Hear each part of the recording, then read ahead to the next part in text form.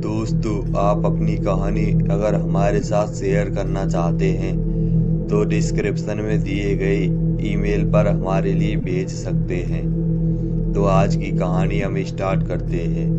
कभी यह स्थान बहुत खूबसूरत हुआ करता था, लेकिन आज इसे शैतानी रूहों ने अपने कब्जे में ले लिया है। यह आत्माएं इतनी खतरनाक और दुष्ट हैं कि दिन ढलते ही जो भी व्यक्ति अपनी मौजूदगी यहाँ दर्ज करवाता है उसे वह अपना शिकार बना लेती है।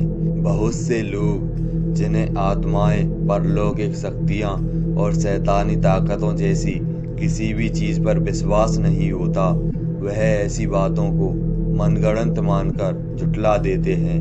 लेकिन यह भी सच है कि किसी के झुठलाने से या टाल देने से सच नहीं बदलता।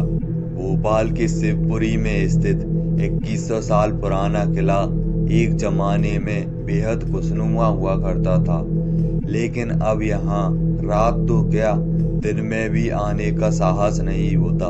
लोगों का कहना है कि यहाँ रात के समय घुंघरुओं की आवाजें आती हैं जो दूर दूर तक लोगों को सुनाई देती हैं। स्थानीय लोगों का कहना है कि दिन ढलते ही यहाँ महफिलें जमती हैं जिसमें प्रेत आत्माएं शामिल होती हैं, और जिन जिन लोगों ने उस महफिल को देखा है उनकी वहीं पर मौत हो गई।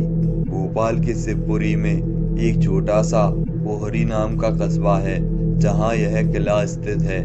इस स्थान के बारे में कोई नहीं जानता, लेकिन जब से मीडिया में यहाँ होने वाली डरावनी घटनाओं को प्रचारित किया गया है, तभी से लोगों को यह समझ में आने लगा है कि यहाँ कुछ ना कुछ तो गड़बड़ है। वे लोग जो भूत प्रेत और आत्माओं के होने जैसी बातों पर यकीन नहीं करते, अब तो वो भी इस किले को श्रापित समझने लगे हैं। इस स्थान की अपनी तो कोई पहचान नहीं है, लेकिन जब से इस किले के भूतिया होने की बात सामने आई है, तब से लोग पोहरी को पहचानने लगे हैं। पहले इस किले में दिन में भी स्कूल चला करता था, लेकिन जब से बच्चों ने यहाँ कुछ अजीबोगरीब हरकतें महसूस की, तब से स्कूल को बंद करवा दिया गया। यह किला वीर खांडेराव का था और लोगों का कहना है कि यहाँ जो महफिलें जमती थी वह वीर खांडेराव की सभा की हैं। वही रात के समय अपनी सभा के साथ महफिलें जमाते हैं। यहाँ रात को आत्माएं पूरे किले को अपने कब्जे में ले लेती हैं, और घनी झाड़ियों के बीच गिरे इस जंगल में अगर गलती से कोई भी रात के समय रुक जाता है तो वो सुबह जिंदा नहीं बचता है।